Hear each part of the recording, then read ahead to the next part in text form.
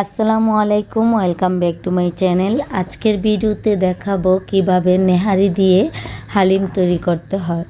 রমজান মাস কিংবা ঈদের অনুষ্ঠানে যে কোনো পার্টিতে আপনারা এই নেহারি দিয়ে হালিম তৈরি করতে পারেন। পারফেক্টভাবে যদি তৈরি করতে চান অবশ্যই আমার ফুল ভিডিওটা আপনারা স্কিপ ছাড়া দেখতে হবে।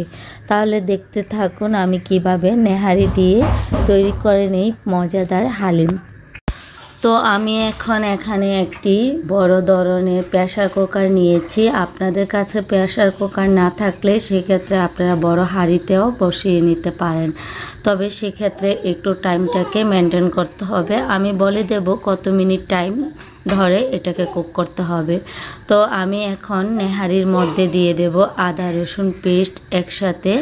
আমি এখানে 2 টেবিল চামচ আদা পেস্ট, 2 টেবিল চামচ রসুন পেস্ট দিয়েছি, পরিমাণ মতো দিয়েছি লবণ। এখন দিয়ে দিচ্ছি হলুদের গুঁড়া। আমি এখানে হলুদের গুঁড়া দিয়েছি 1.5 টেবিল চামচ। তারপর লাল মরিচের গুঁড়া দিয়েছি 2 টেবিল চামচ। এটা আপনারা যে যেমন ঝাল পছন্দ করেন সে অনুযায়ী দিয়ে নেবেন। 1 টেবিল চামচ দিয়েছি ধনিয়া গুঁড়া। তারপর দিয়ে দিচ্ছি গরম মশলা এখানে 1.5 টেবিল চামচ। এখন দেব আমি রেডিমেড রাঁধুনি হালিম মিক্স। এখানে 2টা প্যাকেট থাকবে, একটা হচ্ছে মশলার প্যাকেট আর একটা হচ্ছে ডাল মিক্সন একটি প্যাকেট। তো আমি প্রথমে যে মশলা প্যাকেটটা সেটাকে আমি এখানে দিয়ে নিচ্ছি, পুরা মশলাটাকে দিয়ে নিচ্ছি। তো এই মশলা প্যাকেট আপনারা যে কোনো দোকানেই পেয়ে যাবেন, অথবা বাসায়ও কিন্তু হালিম মিক্স মশলা তৈরি করে নিতে পারেন। আমি রেডিমেড মশলা দিয়ে আজকে তৈরি করে নিচ্ছি সবচেয়ে সহজ পদ্ধতিতে। আপনারা যে কোনো দোকানে এই রেডিমেড মশলাটা পেয়ে যাবেন। মশলাটা দেওয়ার পর আমি এখানে 1 কাপের মতো পেঁয়াজ কুচি দিয়ে নিচ্ছি। তারপর দেব তেল। এখানে আমি একদম অল্প আকারে তেল দেব। আমি এখানে 2 টেবিল চামচ তেল দিচ্ছি, কারণ এমনিতেই অনেকটা নেহারির সাথে চর্বি থাকে।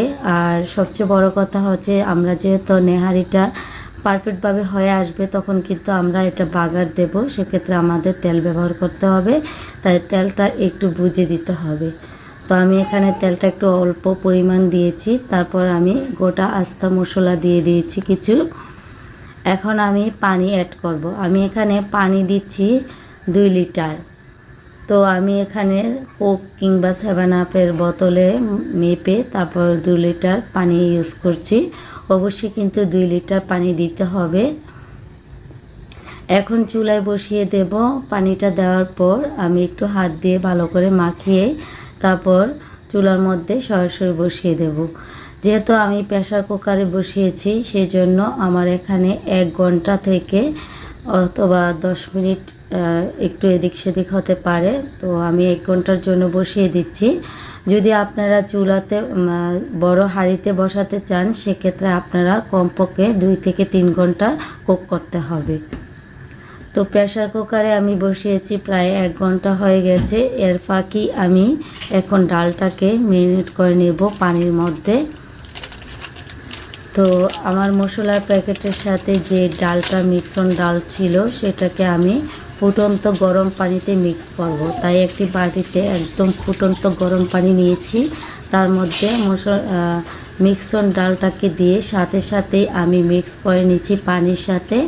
সাথে সাথে কিন্তু মিক্স করতে হবে, না হলে কিন্তু দলা পেকে যাবে অথবা বাবল থেকে যাবে।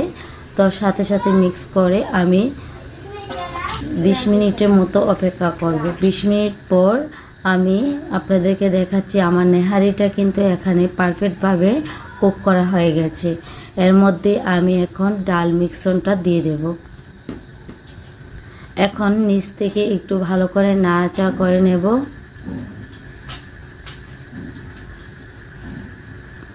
কিছুক্ষণ নাড়াচাড়া করার পর আমি আরও 10 মিনিটের মতো কুক করব। তার মাঝখান দিয়ে আমি এখন বাগার দেওয়ার জন্য অন্য একটি চুলার মধ্যে ফ্রাই প্যান বসিয়ে দেব। তো আমি এখানে আরেকটি চুলাতে ফ্রাই প্যান বসিয়ে দিয়েছি। তার মধ্যে আমি দিয়েছি ভেজে রাখা যে পেঁয়াজ বেরেস্তা তেলটা, সেটা দিয়ে দিয়েছি, এতে করে ফ্লেভারটা খুব সুন্দর আসবে। তো আমি এখানে 4 থেকে 5টি শুকনা মরিচ দিয়েছি, হালকা একটু টেলে নিচ্ছি। দিয়ে দিচ্ছি আমি এখন তেজপাতা 2 থেকে 3টি।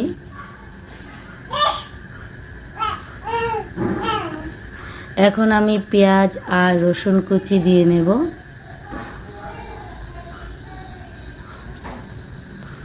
অনবরত নাড়াচাড়া করে পেঁয়াজ আর রসুনটাকে সুন্দর একটি বাদামি কালার করে সুন্দর একটি ব্রাউন কালার হওয়া পর্যন্ত অপেক্ষা করব। তো পেঁয়াজ আর রসুন যখন সুন্দর একটি বাদামি কালার চলে আসবে, ঠিক তখনই আমি এখানে 1 চামচের মতো আস্ত জিরা দিয়েছি, এতে করে খুব সুন্দর একটি ফ্লেভার আসবে। তারপরে আমি হালিমের মধ্যে দিয়ে একটু অনবরত নাড়াচাড়া করে তারপর পরিবেশন করে নেব। হয়ে গেছে মজাদার নেহারি হালিম। দেখতেই পাচ্ছেন খুব সুন্দর হয়েছে, কালারটাও খুব সুন্দর এসেছে আর খেতেও ভীষণ মজা হয়েছে। আপনারা চাইলে কিন্তু খুব সহজভাবে এভাবে তৈরি করে নিতে পারেন। তো আজকের রেসিপিটা কেমন হয়েছে অবশ্যই আমাকে কমেন্টের মাধ্যমে জানিয়ে দেবেন। রেসিপিটা ভালো লাগলে অবশ্যই চ্যানেলটিকে সাবস্ক্রাইব করে শেয়ার করে দিবেন। আজ এই পর্যন্ত, আল্লাহ হাফেজ।